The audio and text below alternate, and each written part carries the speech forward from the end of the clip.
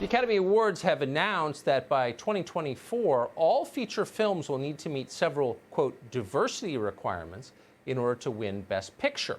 To satisfy the Academy, filmmakers can hire an African American or Native American lead actor, or, among many other things, they can ensure that at least 30% of the film crew has, quote, cognitive or physical disabilities.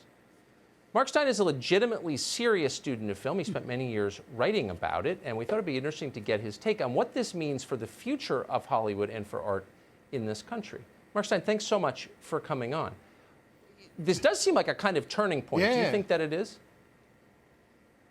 Yeah, we used to mock the commies for doing things like this, making politically compliant art. When the commies took over in Hungary in 1945, the Hungarians loved all their operetta. But the problem with operetta is it was all full of merry widows, gay hussars, countesses, princes. You couldn't have all that in a communist state. So they ordered the composers and librettists to write socialist operettas. I had the misfortune to sit through one called The State Department Store.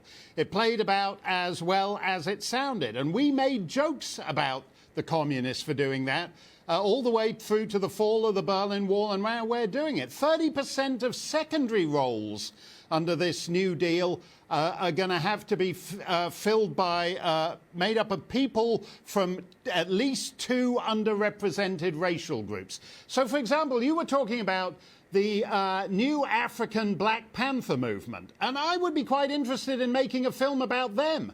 But you couldn't under these rules because at least 30% of the secondary roles would have to be black, and as we've just seen, the new African Black Panther movement is entirely white. So that film could never get made in today's Hollywood. This is the death of art. This is art by quota, and there is no future in it. So it's not just, I mean, I think you could make the case that films are declining as a medium of influence in our society. But this tells you a lot about the ability of creative people to create in an environment like this. Can anybody have a clear thought? Can anyone be creative right now? No, because creativity depends on truth. And actually, creativity is in decline.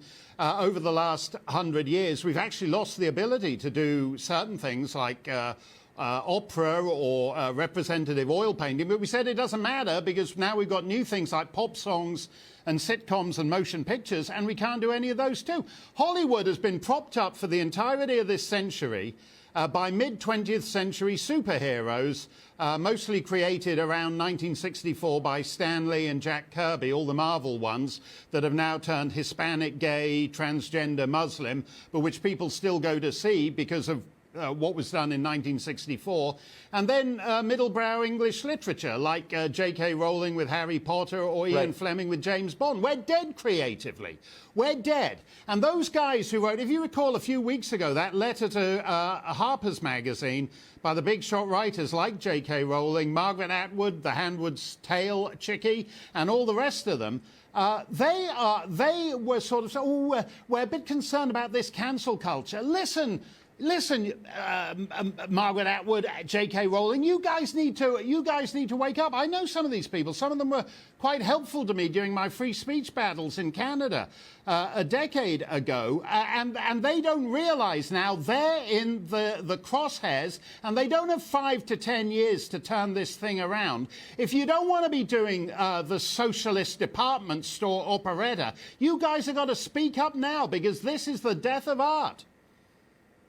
Any movement that hates art and nature, and they hate both those things, is a very dark movement. And I think you're right to frame this in the terms it deserves. It's not a small thing. Mark Steyn, thank you for that. No, it's not. Thanks a lot, Tucker.